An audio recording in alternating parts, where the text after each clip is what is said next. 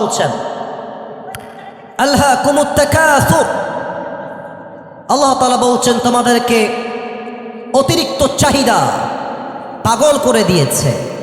তোমাদের মনের মধ্যে যে অনেক চাই এই যে আশা, it has distracted you from the reality, it has distracted you from the আখিরাহ।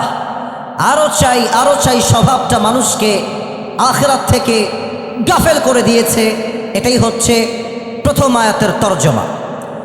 খুব খেয়াল করবেন নওগাঁর কলিজার টুকরা ভাইরা, আল্লাহ এখানে শব্দ আসছে আল্লাহ, এর মূল মাদ্দা তথা মূল অক্ষর হচ্ছে লাহগুন, লাম হা ওয়াও। দেখা যাক যুবকরা আমার সঙ্গে বলতে পারে কিনা। লাম হা, মাশাআল্লাহ, এই তো আরেকবার ট্রাই করি। লাম ওয়াও, লাহগুন। লাহগুন শব্দের অর্থ দুইটা পেয়েছি। এক, লাহগুন মিন্স এন্টারটেইনমেন্ট, মজা, চিত্ত বিনোদন, যেমনটা কোরআনে আল্লাহ তাআলা বলেছেন। আল্লাহ রাব্বুল আলামিন বলছেন ইআলামু আন্নামাল হায়াতুদ দুনিয়া লাইবু ওয়া লাহু, তোমাদেরকে জানতে হবে দুনিয়ার জীবনটা আসলে কিছুই নয়, এটা জাস্ট একটা খেলতামাশার জায়গা। আসল জীবন হবে পরকালের জীবন। ইআলামু আন্নামাল হায়াতুদ দুনিয়া লাইবু ওয়া লাহু, you have to know the worldly life is nothing more than play and entertainment। এই পুরো দুনিয়ার জীবনটা জাস্ট একটা মজা আর চিত্ত বিনোদন ছাড়া কিছুই হতে পারে না। এটা বলেছে একজন, তিনি কে? এক, লাহুন মানে মজা, চিত্ত বিনোদন।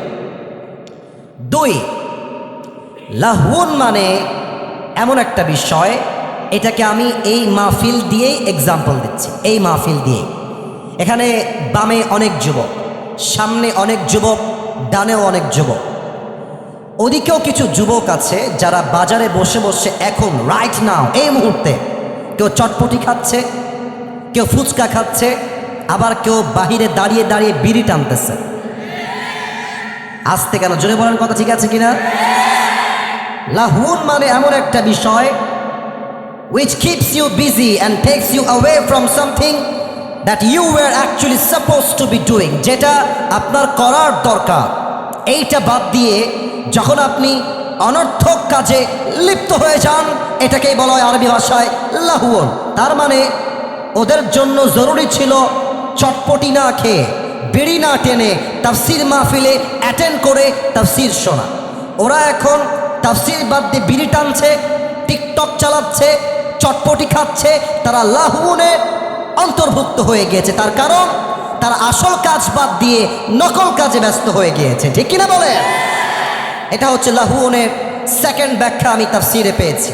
এবার আসুন আমি আমার বাস্তবিক জীবন থেকে ছোট্ট একটা এক্সাম্পল দিব এই লাহুন শব্দের। আমার নিজের জীবনের ছোট্ট একটা ঘটনা আজকে স্মরণ করছি নওগাঁর মানুষের সাথে। সেই দিন আমার মাহফিল ছিল সাতক্ষীরা, খুলনার একটা জেলা। আমি আমার একটা লেকচারে কথা বলেছিলাম, কোনো একটা মাহফিলে বা ইংলিশ লেকচারে আমার একটা জায়গাতে ছিল প্রোগ্রাম, ওখানে বলেছিলাম। এটা অনেকে জানেন, অনেকে জানেন না। যারা জানেন না তাদের জন্য বোঝায় বলছি। আমার মাহফিল ছিল সাতক্ষীরার মেইন শহর থেকে একটু আশেপাশে। তো আমি যখন রাস্তা দিয়ে যাচ্ছিলাম, আমার মনে পড়ে গেল যে আমি তো মাহফিলে বের হয়েছি প্রায় 8-10 দিন হয়ে গেছে, অনেক দিন যাবৎ ফলমূল খাওয়া হয় না। ফল খাবো নিয়ত করলাম, আঙ্গুর বেদানা খাবো।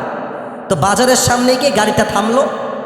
আমি বললাম ড্রাইভার সাহেব থামেন, আমি ফলমূল কিনে নিয়ে আসি। তো যেই বাজারে আমার গাড়ি থামলো, ওখানে দেখলাম মাশাআল্লাহ বিশাল বড় বাজার, চটপটি, ফুচকা, তারপরে পেঁয়াজি, আলুর চপ, ডিমের চপ, গোস্তের চপ ভরা একদম পুরো বাজারে। তা আমি নেমেছিলাম ফ্রুট খাওয়ার জন্য, ফল খাওয়ার জন্য। আর নেমেই যখন দেখছি চাকচিক্যে ভরা চটপটি, ফুচকা, গোস্তের কিমা, আমার মাইন্ডসেট চেঞ্জ হয়ে গিয়েছে। এবার যাওয়ার পরে আমি ফলমূল তো 14 গোষ্ঠী সব ভুলে গিয়েছি। খাওয়া শুরু করেছি গোস্তের কিমা, আলুর চপ, ডিমের চপ, ইচ্ছা মতো খেয়েছি। খেয়ে বিল পে করেছি, গাড়িতে এসে উঠে গেছি। আমি যখন মাহফিলে যাব, গাড়ি যাচ্ছে আমার, হঠাৎ করে মাথায় স্মরণ আসছে, আরে নামলাম কেন আর নিলাম কি, কিসের জন্য নামলাম আর কি করে আসলাম। নেমেছিলাম